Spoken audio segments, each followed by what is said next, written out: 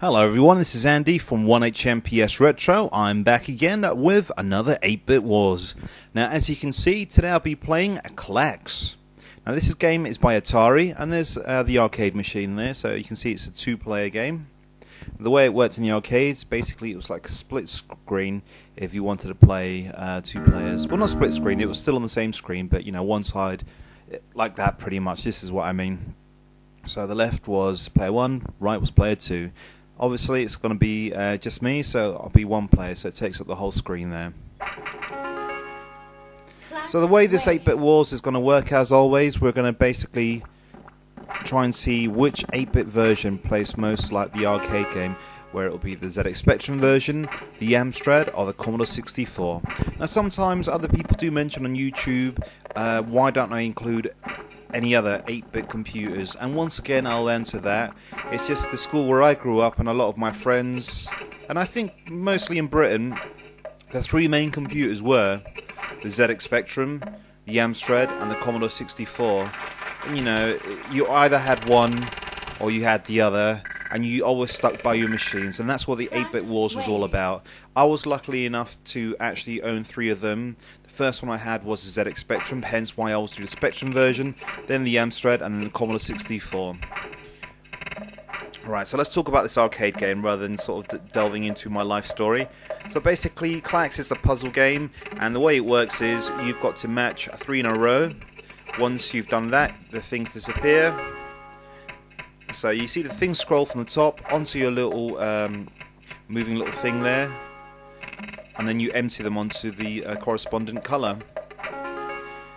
Now I want you guys to pay attention to the look of the game, the sound of the games, the sound effects, and just the overall feeling of the game, because those are the things I'm going to compare it to. Now all in all, Klax wasn't my favourite game, but I still enjoyed playing it. I was very happy when I got it on the 8-bit computers. Now this is Klax on the ZX Spectrum. This was the first version I actually had on the Specky. Now I will be honest with you guys, I didn't actually buy this game. I copied it from my friends. So yeah, I know I should have done that, but I did. Now if you notice there, the ZX Spectrum version, if you heard it, had some sampled speech, which I don't believe the other 2 versions actually do have. So here we go. So this is what the Specky version looks like. Now as you can see, it's full colour. I wouldn't say it's the prettiest of, you know, looking games, but I think, you know, straight away you can tell it's actually Klax. And I'll be completely honest with you, I think as conversions go, I think this is probably the best, you know, version of this game that they could have programmed. I don't think it's a bad conversion, I think it's a really good conversion of Klax. Now I'm not saying this is the best conversion ever on any computer, you know, because it's not. But I think as conversions go, and this is pretty accurate to the arcade game. Nice little sound effects there. And again, the sampled speech is pretty nice there. See, so according to that, the paddle can hold up to 5 things at a time. I never knew that actually. I never knew that. So it's something you know, new you learn every day.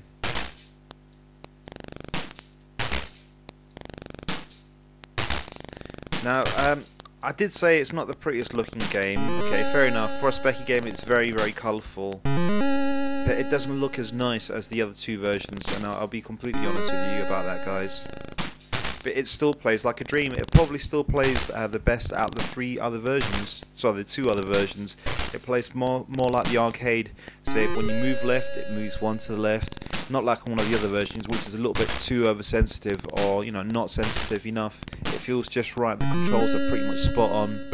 It does feel like a great conversion of the arcade game. So yeah, that was Klax on the ZX Spectrum. Right, this is Klax on the Amstrad. I had this on the CPC 464. Now, from here you can basically see that this is pretty much identical to the ZX Spectrum, to, you know, due to all the main screens and everything like that. It looks just like it's coloured in. I don't think this was just another Specky port. I honestly think this was his own game, because a lot of games on the Amstrad were Specky ports and they were just coloured in, but this looks too nice for it to be just a Specky port. I mean, look at that. That's one thing that you'll notice straight away is the amount of colour that you have on screen at the same time. It looks beautiful. It's really bright and really colourful. So I think in that respect, it does feel like the arcade game. Again, it's got the same sort of sound effects there as the Specky version. Now, after Tetris came out, there was loads of puzzle games that ended up coming out. You know, you had this one and you had loads of other ones. Now, although this wasn't my favourite game, I still played it. I think the problem with Klax was that I couldn't get past a few levels. I think after about level 7, level 8, I struggled with it. It did get really, really tough. And speaking about toughness, actually, I'll probably find that Klax on the Amstrad is slightly tougher than the ZX Spectrum. It's actually a lot harder. By about level 3, you really do feel the pressure and you struggle a lot more. The other thing I completely forgot to mention is that the ZX Spectrum version is the only version with sampled speech. The Amstrad and the Commodore 64 do not have sampled speech. Right, so let me just clear one thing up. A lot of time people say to me, do I just pick the version which plays and looks most like the arcade conversion, or do I play just the version that plays the best, if that makes any sense? It's a mixture of both, basically. So obviously it's got to play like the arcade game, it's got to feel like the arcade game, it's got to look like the arcade game. Sometimes you find that the 8-bit versions actually play better than an actual arcade game. So sometimes I just take the best game into consideration.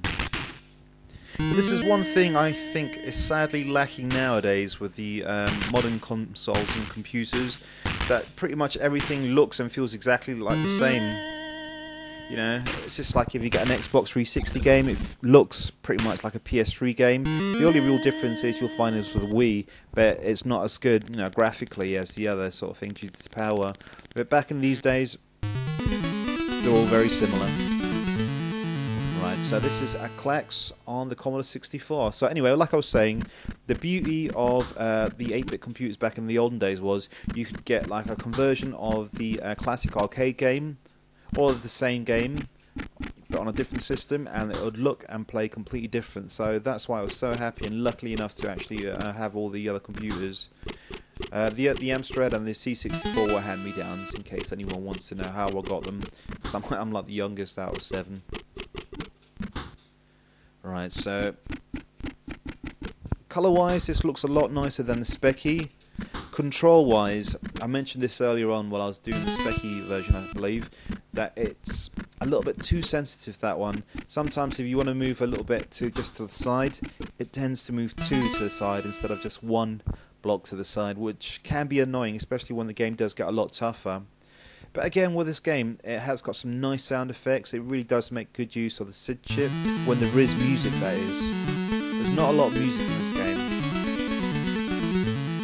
What you probably won't find in this video, because I had to cut it short, was there is a nice sort of like game over music, which I don't believe the other 2 versions actually have, and it does sound kind of nice. Right, so let me quickly tell you guys, I'll be doing loads more 8-bit wars, and I mean absolutely loads. The next few ones I've got planned is Alien Syndrome, I've got, what's the other one I've got planned? I've got eSWAT, I've got Ghostbusters, I've got Yogi Bear, I've got absolutely loads of 8-bit wars planned. I've got like about 40 videos backlogged basically, that I'd all just recorded and I just hadn't had the time to upload them due to sort of like work or spending time with my kids and family and stuff, which always comes first. Alright, I'd like to quickly give everyone a big shout out. I'd like to give Melt1976 a big shout out, Glenn83100, I'd like to give Swaney101, and of course ZX Specster a big shout out. Those guys are my podcasting buddies from the 1HMPS Retro podcast. If you haven't checked it out, you can go to iTunes and download it. Right, so the best version is, have a guess.